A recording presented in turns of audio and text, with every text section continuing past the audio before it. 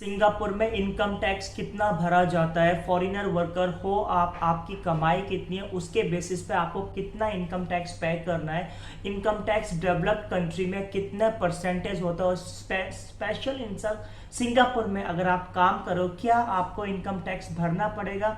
Singapore में आप कितनी कमाई करो कितनी परसेंटेज आपको इनकम टैक्स भरना पड़ेगा, क्योंकि इनकम टैक्स से सिंगापुर की कंट्री की इकोनॉमी में बहुत बड़ा योगदान होता है। अगर जिस कंट्री में ज़्यादा इनकम टैक्स भरा जाता है उस कंट्री की इकोनॉमी बहुत स्ट्रांग होती है। तो सिंगापुर में कितना परसेंटेज आपको देना है आपकी कमाई के हिसाब से, इस वीडियो को पूरा देखना है, स्किप मत करना। फॉरेनर्स वर्कर हो तो भी आपको इनकम टैक्स देना पड़ सकता है, कितना देना पड़ेगा पूरा बताने वाला हूँ। Continue the video. Y la cosa suena ra. Y la cosa suena ra. Scooby Doo pop.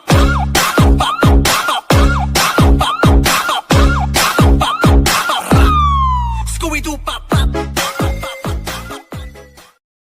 Hello मेरे दोस्तों, कैसे हैं आप लोग। मेरी उम्मीद और मेरा विश्वास आपके साथ है सब कुछ अच्छा और बेहतर होगा। आपने मेरे थंबनेल से देख ही लिया होगा कि इनकम टैक्स सिंगापुर में कितना भरना है एज अ फॉरेनर। अगर आप फॉरेनर वर्कर हो सिंगापुर में, एज अ फॉरेनर टैलेंट हो जिस अगर आप सिंगापुर में, तो कितना आपको इनकम टैक्स भरना पड़ता है, भरना भी पड़ता है या नहीं भरना पड़ता है, पूरा बताने वाला हूँ। तो मेरी आपसे छोटी सी रिक्वेस्ट है, अगर आप इस चैनल पर पहली बार आए हो, पहली बार देख रहे हो, अगर गलती से मेरा चैनल देख लिया है तो like share subscribe press the bell icon all का बटन दबा देना ताकि फ्यूचर में नोटिफिकेशन आपको मिलती रहे। ये वीडियो बहुत इंपॉर्टेंट होने वाली है क्योंकि काफी हमारे जो इंडियंस है वर्क परमिट पर, एस पास पर, एम्प्लॉयमेंट पास पर जो फैमिली लेकर आए हुए तो भी उनको टैक्स कितना भरना पड़ता है तो बताने वाला हूं। ये सब आपका इनकम टैक्स आपकी इनकम के ऊपर है कि अगर आपकी इनकम कितनी है।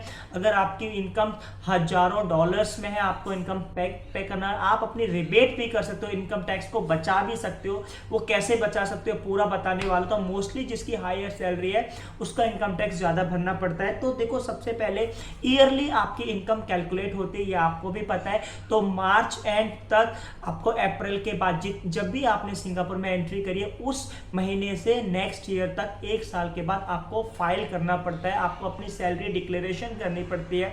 तो अगर आपकी बिलो डिक्लेरेशन के जो यहाँ का क्राइटेरिया है मिनिमम से उसके कम है तो आपको कोई इनकम टैक्स नहीं भरना पड़ता है। अगर आपका जो मिनिमम क्राइटेरिया है आपकी सैलरी उससे ज्यादा है तो आपको इनकम टैक्स परसेंटेज के हिसाब में भरना पड़ता है। तो क्या परसेंटेज है तो बताता हूँ। अगर आपकी एनुअली सैलरी $20,000 है तो भाई आपको इनकम टैक्स जीरो आने वाला है। यानी कहने का मतलब अभी आपकी सैलरी $1,800 12 आप हिसाब लगा सकते हो। एक साल के अगर $20,000 के हिसाब से एक महीने का 1800 के आसपास है। तो अगर आपकी सैलरी 1800 के आसपास है यानी साल का जो आपकी सैलरी बनती है 20,000 है तो आपका इनकम टैक्स जीरो आएगा। आपको फाइल करोगे तो भी जीरो आएगा। अबव 20,000 अब हिसाब लगाते हैं कि जैसे सिंगापुर में जितने भी वर्क परमिट पर काम करें 1500 1200 800 700 इन लोगों को इनकम टैक्स नहीं भरना पड़ेगा क्योंकि उनकी सैलरी एनुअली 20,000 तक नहीं जाती। तो इतना सिंपल समझ में आ गया कि अगर आपकी सैलरी अकॉर्डिंग 20,000 से अबव है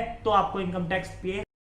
एक गवर्नमेंट की जो वेबसाइट है जहां पर आपको इनकम टैक्स भरना है उस वेबसाइट का नाम है, उस ऑर्गेनाइजेशन का नाम है IRAS। गूगल पर डालोगे आ जाएगा पहले ही नंबर पर, और मैं डिस्क्रिप्शन पे भी देने की कोशिश करूंगा IRAS का।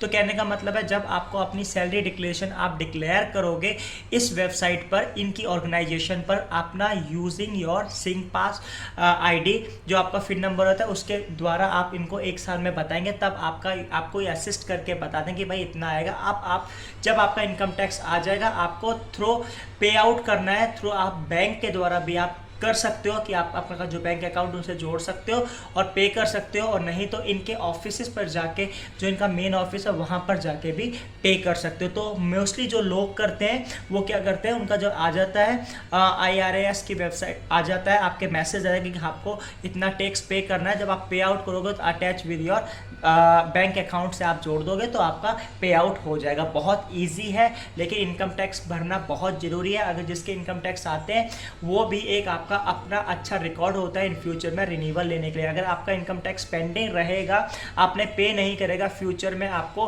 प्रॉब्लम हो सकती है, आपका रिन्यूअल में इशू हो सकता है, ऐसी कुछ दिक्कतें आती है। तो इनकम टैक्स अगर आप आता है तो टाइम से भरो भाई। Thank you. करना पड़ेगा, 20,000 से कम है तो आपको इनकम टैक्स नहीं भरना पड़ेगा, फाइल ही नहीं करनी पड़ेगी।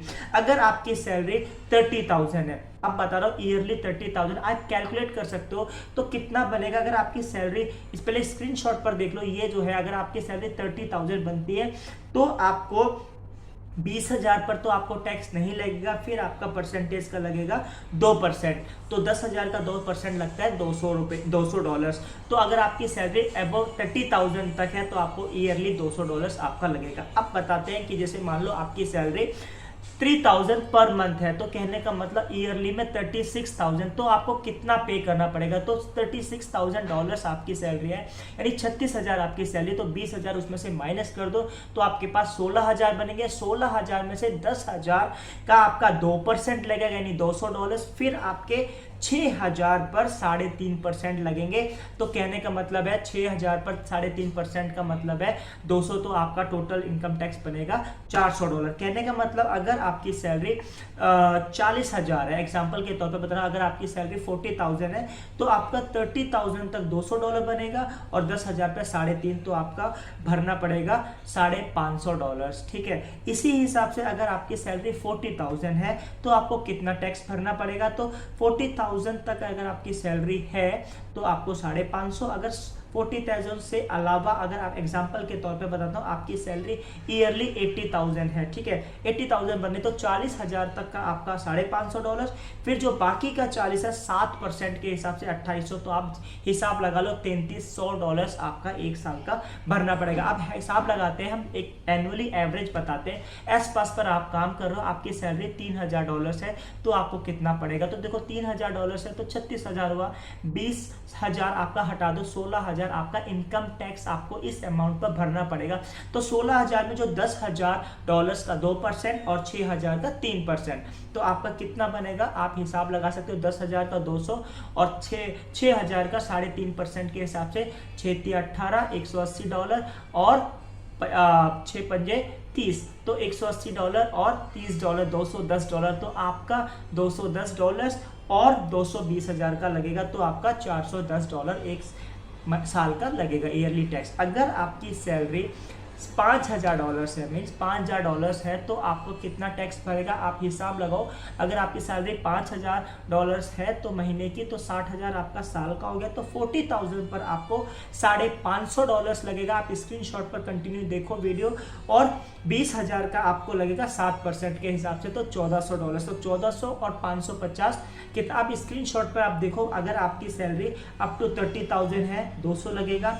अगर आपकी सैलरी 40,000 है तो 350 और 200 500 लगेगा। अगर आपकी सैलरी 40,000 है 550। अगर आपकी सैलरी 40,000 और 80,000 है तो आपको $3,300 50 लग सकते हैं। अब इसी हिसाब से जैसे जैसे आपकी सैलरी बढ़ती जाएगी आपका इनकम टैक्स बढ़ता जाएगा। कहने का मतलब अगर आपकी सैलरी $1,60,000 है तो कितना बनेगा। $1,60,000 का मतलब क्या है, तो देखो अगर 1,60,000 1,20,000 पे 7,950 परसेंटेज के हिसाब है। तो देखो अभी जो दूसरा कॉलम आपको दिख रहा होगा उसमें क्या परसेंट, अगर आपकी 20,000 तक आपको वेव है, आपको कुछ नहीं भरना। अगर आपकी 10,000 तक जाती है उससे एक्स्ट्रा सैलरी 2%, इसी हिसाब से 10,000 और जाती है 3.5%। इसी हिसाब से अगर आपकी सैलरी 40,000 है, अगर 40,000 और बढ़ती है 7%, 11.5%। इसी तरह से अगर आपका एनुअली पैकेज $2,00,000 है तो आपके $1,60,000 पर लगेगा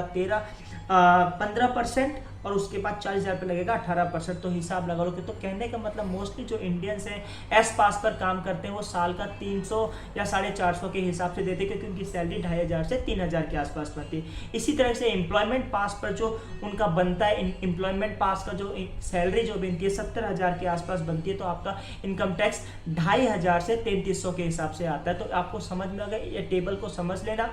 आई होप्स आपको वीडियो अच्छी लगेगी। वीडियो अच्छी लगेगी like share subscribe. Thank you for watching this video.